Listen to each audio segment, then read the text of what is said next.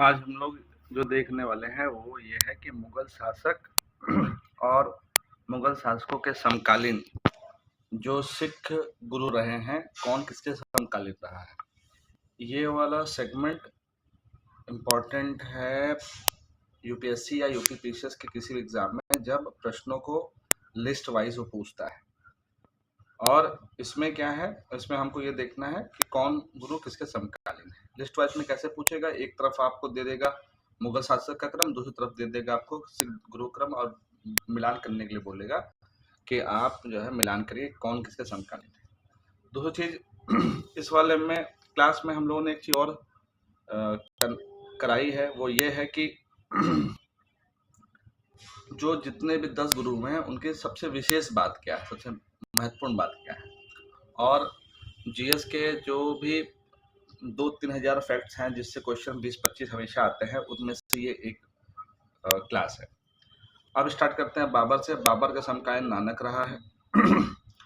उसके आप आगे देखोगे बाबर समकालीन नानक में, तो बाबर बहुत कम टाइम के लिए रहा है, नानक जी से ज्यादा टाइम रहे हैं। बाबर जो है 1526-27 में आया था, नानक 1498 में पैदा हुए हैं। अब उसके बाद हुमायूं है, हुमायूं के टाइम में नानक जी और अंगद जी दोनों रहे हैं। अकबर का शासनकाल थोड़ा ज्यादा रहा है, तो अंगद के समकालीन में अकबर के समकालीन में अंगद जी रहे हैं, अमरदास जी भी रहे हैं और रामदास जी रहे हैं। अकबर का जो बेटा है वो जहांगीर है। जहांगीर के समकालीन जो है अर्जुन देव जी, हरगोविंद जी रहे हैं। शाहजहां के टाइम में हर्राय रहे हैं, हरकिशन जी रहे हैं और तेग बहादुर जी रहे हैं। और सबसे अंतिम औरंगजेब के समकालीन तेग बहादुर जी, गुरु गोविंद सिंह हैं।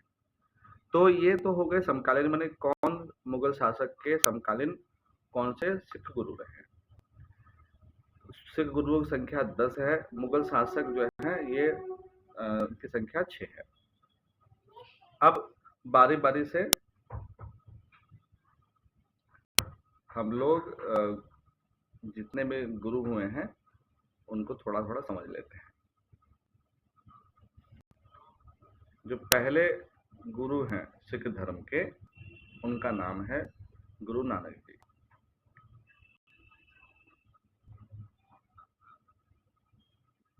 इन्होंने लंगर प्रथा प्रारंभ कराई है, जो लंगर व्यवस्था देखते हैं आपको, और संगत और पंगत साथ में रहते हैं और पंगत में बैठते हैं, उसका शुरुआत जो है नानक जी ने करवाई है।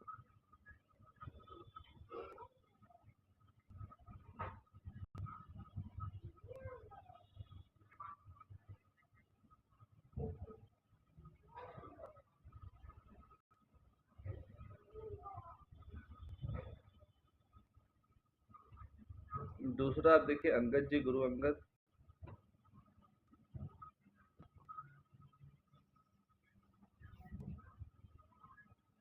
जो गुरुमुख लिपि है, जिसमें पंजाबी लैंग्वेज लिखी जाती है, बोली जाती है, वो उसके जो लिप है वो गुरुमुख लिप है।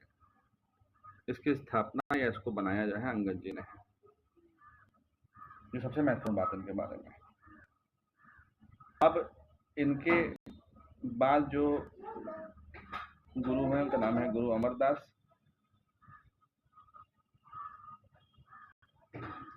इनके जो समकालीन जो लोग हैं मुगल शासक,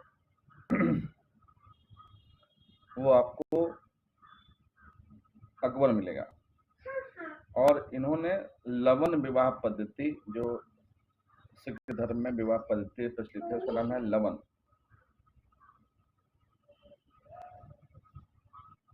उसका प्रारंभ किया। इनकी जो बिटिया रही, बेटी, उनका नाम भानी बीवी था।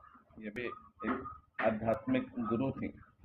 इनसे मिलने ही अकबर आया था, और जब इनसे मिलने अकबर आया है तो इन्होंने कई गांव जो है दान में दिए हैं, कई गांव जो है दान में दिए।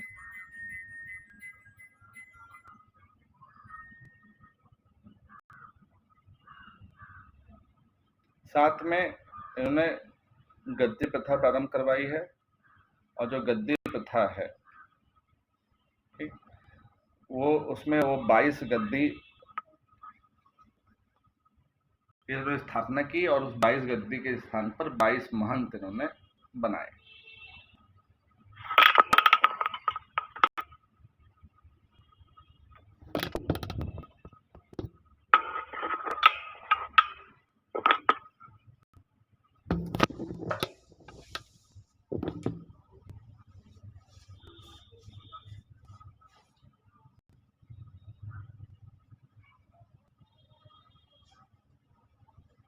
अमरदास जी के बाद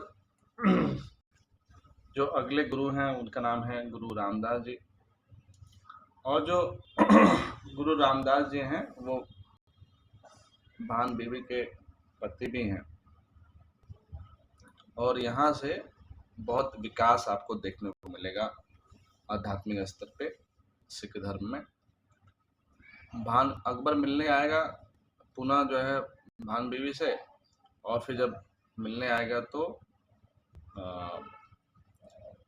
उनको 500 बीघा जमीन दे देगा। और जो 500 बीघा जमीन देगा आगे चल करके उसी 500 बीघा जमीन में अमृतसर का जलाशय भी बनेगा। और फिर आगे चल करके उससे और आगे चल करके उसी जलाशय के पास में जो स्वर्ण मंदिर है हरमंदिर साहिब, उसकी भी स्थापना की जाएगी। तो रामदास से पहले, रामदास जी के पहले अमरदास जी के टाइम में ही जो है गांव दिए गए थे। अब जो है 500 बीघा जमीन दे दी जाएगी।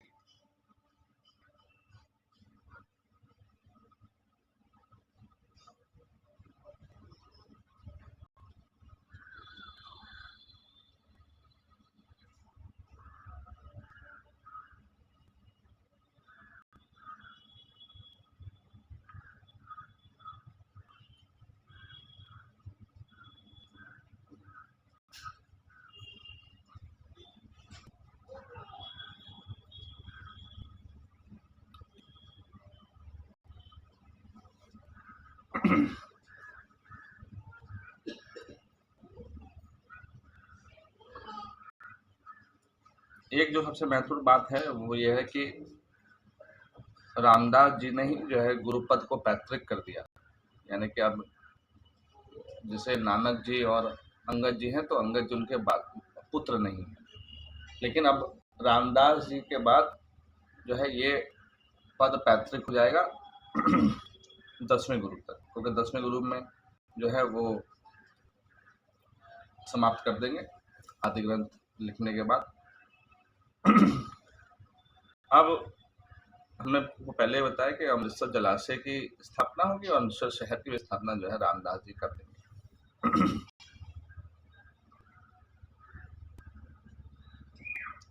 रामदास जी के बाद जो अगले गुरु हैं उनका नाम है गुरु अर्जुन देव। गुरु अर्जुन देव की खासियत यह है कि इन्हीं के बाद से सिख धर्म का जो स्वरूप है वो बदलेगा, और अब वो अध्यात्म के साथ साथ जो है वो एक राजनीतिक व्यवस्था के रूप में भी आगे बढ़ जाएंगे और मुगलों के समकालीन पूरे पंजाब में अपनी सत्ता स्थापित कर लेंगे। अर्जुन देव के समकालीन अकबर और जहांगीर है, और फिर से अकबर मिलने के लिए आएगा भान बीबी से, और जो जमीन मिली थी अब वहां पे क्या होगा, अर्जुन देव ही उस वाले जमीन में हरमंदिर साहब जो है बनाएंगे। हरमंदिर साहब जो स्वर्ण मंदिर है आज का वही है। अमृतसर शहर में स्वर्ण मंदिर है और ये हरि का मंदिर है, क्योंकि वहाँ पे सिख धर्म में हर स्वीकार का प्रयोग जो है कम होता है, न के बराबर, इसलिए हरि मंदिर को उन्होंने हर मंदिर कहा। अर्जुन देव जी के बाद जो अब गुरुदेव लोग हैं वो हरगोविंद जी आएंगे।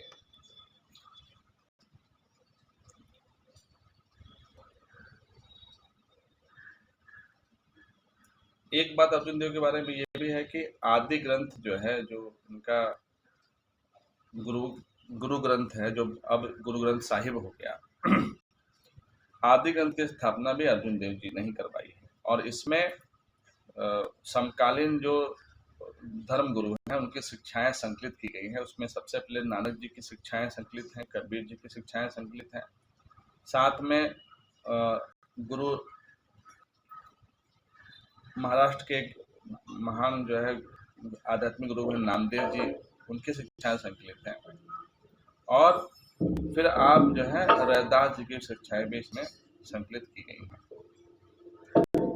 आगे चल के जब आदि ग्रंथ का स्वरूप बदलेगा तो इसमें गुरु तेग बहादुर जी की भी शिक्षाएं संकलित हो जाएंगी। ये अर्जुन देव जी हैं। अब अर्जुन देव जी के बाद जो नेक्स्ट गुरु हैं वो हैं हरगोविंद साहब। अब जो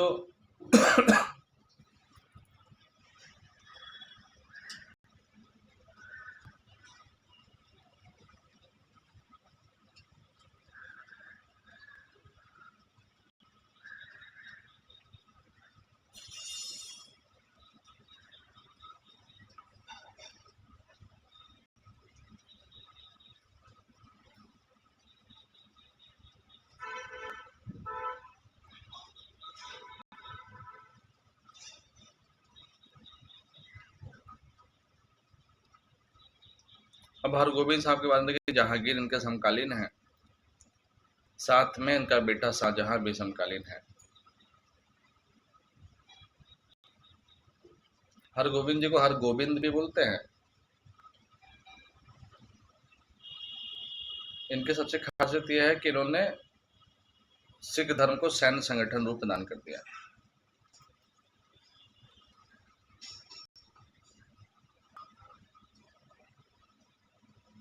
साथ में जो अकाल तख्त है उसकी स्थापना की। अकाल तख्त, अकाल का मतलब जिसका ऐसा तख्त जो चिरकाल तक रहेगा, जिसको कोई खत्म नहीं कर सकता, वो उसका कॉन्सेप्ट ये अकाल तख्त की स्थापना की।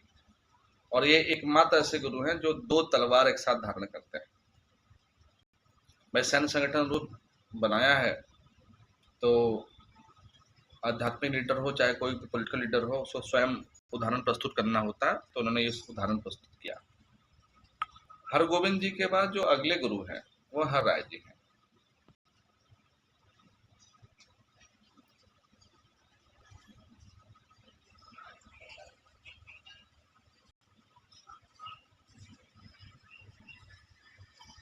शाहजहां के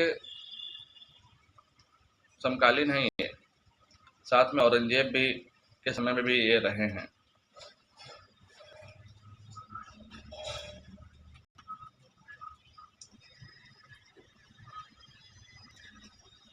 इनकी सबसे बड़ी खासियत यह है कि दारा शिकोह को का इनको बहुत आशीर्वाद था, प्रेम था, तो दारा शिकोह को बहुत आशीर्वाद दिए थे। इस वजह से इनसे औरंगजेब बहुत नाराज था।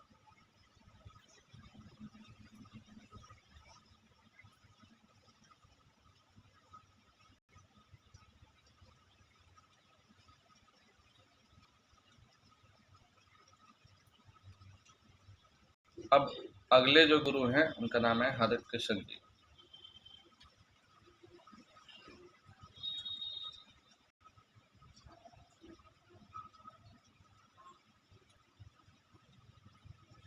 औरंगजेब के समकालीन हैं। इसके बाद के जितने गुरु हैं सब औरंगजेब के समकालीन हैं। इनकी मृत्यु जो है चेचक से हुई है, हरकिशन जी की। प्रश्न पूछता है कि कौन ऐसा सिख गुरु हुए हैं जिनकी मृत्यु चेचक से हुई है, तो वो हरकिशन जी। अब करते हैं एक महान गुरु उनके हैं गुरु तेग बहादुर जी। आप जब दिल्ली जाएंगे तो वहाँ पुरानी दिल्ली जब पहुँचेंगे चांदनी चौक के पास में, तो वहाँ पे आपको शीशगंज गुरुद्वारा मिलेगा। जो शीशगंज गुरुद्वारा है वो इन्हीं की शहादत है। यहीं पे इनका शीश को काट दिया गया था, उनके बच्चों को जो है औरंगजेब ने मरवा दिया था।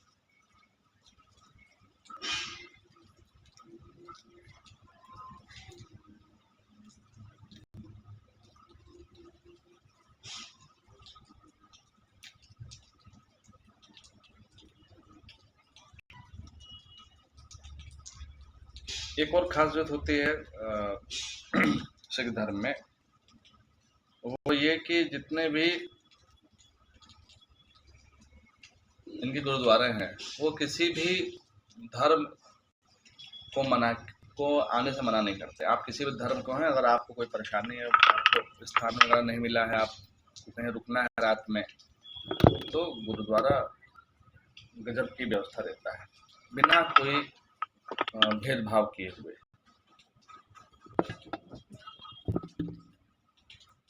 गुरु गोविंद सिंह जी की बात करें, इनको सच्चा पातशाह की उपाधि दी गई। सच्चा पातशाह मतलब बादशाह, सच्चा पातशाह की उपाधि दी गई। गुरु गोविंद सिंह ऐसे लीडर हैं जिन्होंने 5 ककार अनिवार्य कर दिया।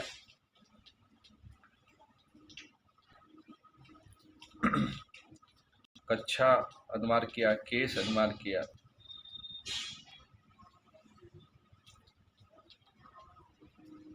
कड़ा अनिवार्य किया।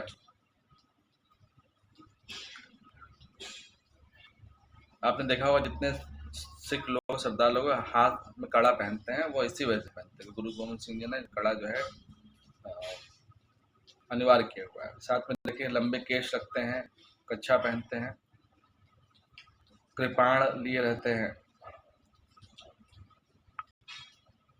एक मैं कृपाण लिख दूंगा, बाद में एक बता दूंगा कि आप बताना, आसान है।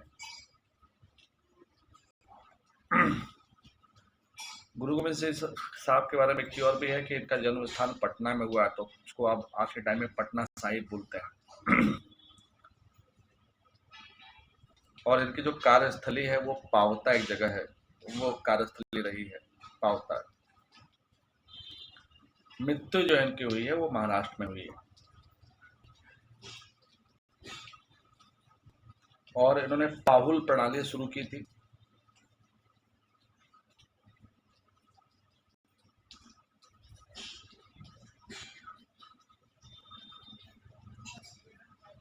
पांचवा आप अपने से कर लीजिएगा।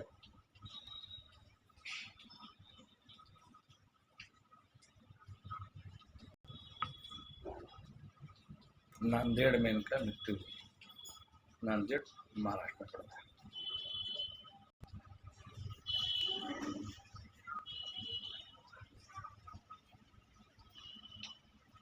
और सबसे खास बात यह कि इन्होंने खालसा पंथ की स्थापना की।